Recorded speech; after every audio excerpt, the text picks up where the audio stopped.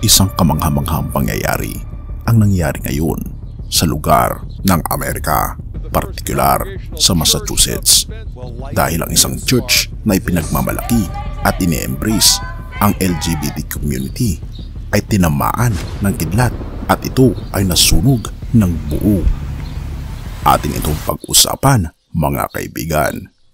Tunay nga mga kaibigan, na katulad ng Sodoma at Gomora, ang buhay natin, lilipulin ng ating Panginoong Diyos ang taong hindi tumutugon sa kanyang kagustuhan at hindi sumasang-ayon sa alituntunin at batas ng langit. Mapagmahal ang Diyos sa mga taong makasalanan. Ngunit ang mga kasalanan natin ay kinukondena ng ating Panginoong Diyos. Kaya naman, ninanais niya na habang maaga ay lumapit tayo sa Kanya, talikuran natin ang ating mga kasalanan at magsisi